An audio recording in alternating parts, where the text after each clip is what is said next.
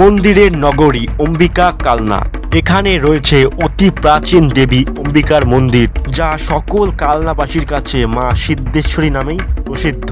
তারপর রয়েছে নবকৈলাস মন্দির বা 108 শিব মন্দির। এটি কালনার আকর্ষণীয় শিব মন্দির। তার উল্টো দিকেই রয়েছে কালনা রাজবাড়ি। এখানে অসাধারণ টেরাকোটার কাজ করা কিছু মন্দির রয়েছে, যা দেখে আপনি অবাক হতে বাধ্য।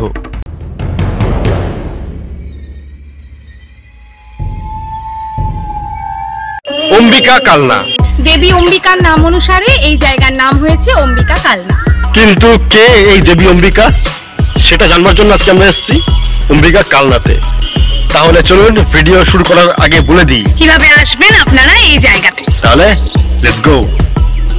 কালনা আসবার জন্য আপনাদেরকে আসতে হবে কাটোয়া লোকালে চেপে। যদি আপনি হাওড়া হয়ে আসেন তাহলে ঘন্টা 2 বা তার একটু বেশি সময় লাগবে আপনাকে এই কালনাতে আসতে। আমরা প্রায় চলে এসেছি কালনাতে। এই হলো কালনা স্টেশন। ট্রেন থামলো এসে 3 নম্বর প্ল্যাটফর্মে। ট্রেন বেরিয়ে গেল আর এরপর চলে আসতে হবে ওভারব্রিজ হয়ে 1 নম্বর প্ল্যাটফর্মের কাছে। এই হলো 1 নম্বর প্ল্যাটফর্ম আর এর গা বরাবর এই রাস্তা ধরে চলে আসতে হবে স্টেশনের বাইরে। বাইরে এলে পরে আপনি ঠিক এই রকম জায়গায় এসে পৌঁছবেন। তারপর এখান থেকে হাঁটতে হবে একদম সোজা সোজা কিছুটা 2 পা এগোলে পরেই পেয়ে যাবেন টোটো। এই যে সামনেই রয়েছে টোটো স্ট্যান্ড। এখানে প্রচুর টোটো রয়েছে, তার মধ্যে যে কোনো একটিতে আপনি উঠে বসে পড়বেন আপনার গন্তব্য অনুযায়ী। আর আজকে আমাদের প্রথম গন্তব্য হলো কালনার 108 শিব মন্দির। টোটো এগিয়ে চললো, তার সঙ্গে আমরাও। সময় বলতে খুব একটা বেশি লাগে না, এই ধরে নিন প্রায় 15 থেকে 20 মিনিট মাত্র। আর টোটো ভাড়া মাত্র 15 টাকা মাথা পিছু। তবে যাওয়ার সময় টোটোওয়ালা দাদার মুখে শুনলাম এই কালনার অনেক মন্দিরের কথা। তার থেকে জেনে নেব এই কালনাতে কি কি মন্দির রয়েছে। আচ্ছা, অম্বিকা কালনা তো মন্দিরের নগরী বললেই চলে। এখানে দেখবার মতো কি কি মন্দির আছে দেখার মতো? হচ্ছে মহাবুবাড়ি, হ্যাঁ, শ্যামসুন্দর, হ্যাঁ, মহাপাগলা, তেঁতুলতলা, সিদ্ধেশ্বরী মা অম্বিকা, আর আপনাকে জলেশ্বর মন্দির, হ্যাঁ, আর গোপালবাড়ি, বাসুদেব মন্দির, তেঁতুলতলা তো হয়ে গেল, শিব মন্দির, রাজবাড়ি। আচ্ছা আচ্ছা, ওর নাম কি? আমার নাম সমীর। আচ্ছা, ধন্যবাদ। টোটো নামালো এসে 108 মন্দিরের একদম গায়ে। সামনেই পেয়ে গেলাম একটি রথ। এই হলো 108 শিব মন্দির, যা কালনা শহরের সবথেকে বড় আকর্ষণীয় মন্দির 108 শিব মন্দির। চলুন তাহলে যাওয়া যাক একদম মন্দিরের ভেতরে। এটা হলো কালনার 108 শিব মন্দির।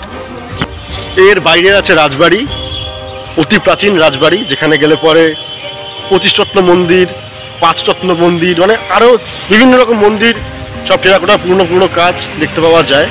আর এই মন্দির আর রাজবাড়ির ভিডিও আমি আগেও করেছিলাম, তো সেই সব ভিডিওর লিঙ্ক আমি দিয়ে দেবো ডিসক্রিপশন বক্সে। তো যাদের দেখার ইচ্ছা আছে বা দেখতে চান তারা গিয়ে দেখে নেবেন। মহারাজা তেজচন্দ্র বাহাদুর 1809 সালে এই 108 মন্দির নির্মাণ করেন। মন্দিরের বাইরের বৃত্তে আছে 74টি মন্দির এবং মন্দিরের ভেতরের বৃত্তে আছে 34টি মন্দির। দুটো মিলিয়ে হচ্ছে 108 মন্দির। এটা হলো মন্দিরের ভেতরের বৃত্ত। এখানে আছে মোট 34টি মন্দির আর বাইরে ছিল মোট 74টি মন্দির। কালনা শহরের নবকৈলাস মন্দির বা 108 শিব মন্দির। এর বাইরে এসে ঠিক উল্টো দিকে রয়েছে কালনা রাজবাড়ি, এই তার প্রধান গেট। এই হলো কালনা রাজবাড়ি চত্বর। এখানে কোনো রকম ভিডিও করার নিয়ম নেই, কিন্তু আমি এই রাজবাড়ির ভিডিও আগেও করেছি। যদি আপনারা সেই ভিডিও দেখতে চান তাহলে চলে যান ডেসক্রিপশন বক্সে, সেখানে সেই ভিডিওর লিঙ্ক দেওয়া রয়েছে, দেখে নিতে পারেন। তবে এইখানকার মন্দিরের সমস্ত কাজ দেখলে পরে আপনি অবাক হতে বাধ্য। চলুন তাহলে এবার চলে যাওয়া যাক দেবী অম্বিকার মন্দিরে, যা সকল কালনাবাসীর কাছে মা সিদ্ধেশ্বরী নামেই প্রসিদ্ধ। সময় লাগবে মাত্র এখান থেকে 10 মিনিট আর টোটো ভাড়া মাত্র 10 টাকা। আমরা চলে এলাম কালনা সিদ্ধেশ্বরী মন্দিরের একদম নিকটে। চলুন তাহলে যাওয়া যাক ভেতরে আর জেনে নেওয়া যাক এই মন্দিরের কি ইতিহাস। 1741 খ্রিস্টাব্দে মহারাজা চিত্রসেন এই মন্দিরটি নির্মাণ করেছিলেন। মহারাজা চিত্রসেন একদিন সন্ধ্যাবেলায় ঘোড়ায় করে বিহারের উদ্দেশ্যে বেরিয়েছিলেন। গভীর জঙ্গলে প্রবেশ করার পর তখন তিনি হঠাৎ করেই শাঁখ, শঙ্খ, কাসরের ধ্বনি শুনতে পান। সেই ধ্বনি অনুসরণ করতে করতে তিনি উপস্থিত হন একটি জীর্ণপ্রায় মানববর্জিত পোড়া মন্দিরের সামনে। তিনি দেখতে পান মন্দিরের ভেতরে রয়েছে এক প্রকাণ্ড কালী মূর্তি আর সামনে পুজোর নৈবেদ্য। মহারাজা চিত্রসেন এক অপূর্ব অনুভূতিতে অভিভূত হয়ে গেলেন, কারণ সামনে প্রকাণ্ড কালী মূর্তি অথচ জনমানবহীন, তার নিজস্ব রং ছড়িয়ে দিচ্ছে গোটা এলাকা জুড়ে। রাজা মোহিত হয়ে গেলেন। এক অপূর্ব দৈব পরিমণ্ডলে রাজা একা। অত্যাধিক চেতনায় পরিপূর্ণ হয়ে রাজা ফিরে এলেন রাজবাড়িতে। পরবর্তীতে অনেক খোঁজ খবর নেবার পর তিনি জানতে পারেন যে ওই কালীমূর্তি আসলে সিদ্ধেশ্বরী অম্বিকা, যার নামে কালনার নাম অম্বিকা কালনা। কিন্তু এই মূর্তি কার দ্বারা স্থাপিত হয়েছে তা বহু খোঁজ খবর নেওয়ার পরেও জানতে পারা যায়নি। তারপর এই মন্দির মহারাজা চিত্রসেন সংস্কার করেন। তারই উদ্যোগে এবং আর্থিক সহায়তায় এই ভগ্নপ্রায় জীর্ণ মন্দির 1741 খ্রিস্টাব্দে এক নতুন রূপ পায়, যা বর্তমানে সমস্ত কালনাবাসীর কাছে সিদ্ধেশ্বরী কালী মন্দির নামেই পরিচিত। আরও একটি জনশ্রুতি হল, কালনায় অষ্টাদশ শতকের প্রথম দিকে অম্বুঋষি ছিলেন। তিনি একটি কালী মূর্তি স্থাপন করেন এবং পরবর্তীতে অম্বুঋষির নামে এই মূর্তিটির অম্বিকা সিদ্ধেশ্বরী নামকরণ হয়। অবশ্য স্থানীয় বা লৌকিক মত আলাদা। মন্দির নির্মাণ করেন রাজমিস্ত্রি শ্রী রামচন্দ্র। তৎকালীন প্রখ্যাত রাজমিস্ত্রি পটল মিস্ত্রি মন্দিরের সিঁড়িগুলি নির্মাণ করেছিলেন।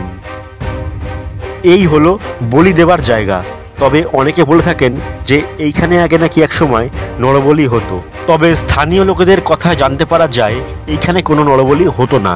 এইখানে শুধুমাত্র পাঠা, ছাগল ইত্যাদি বলি দেওয়ার প্রচলন রয়েছে। এই ছিল কালনা সিদ্ধেশ্বরী মন্দিরের ইতিহাস। ভিডিওটি কেমন লাগলো অবশ্যই লাইক এবং কমেন্টস করে জানিয়ে দেবেন। এবং আপনারা যদি এই মন্দির সম্পর্কে কিছু জেনে থাকেন তাহলে অবশ্যই সেটা আমাকে কমেন্ট করে বলতে পারেন। আজকের ভিডিও এখানেই শেষ করলাম। দেখা হচ্ছে আবার পরের সপ্তাহে নতুন একটি ভিডিও নিয়ে। তত দিনের জন্য বিদায়।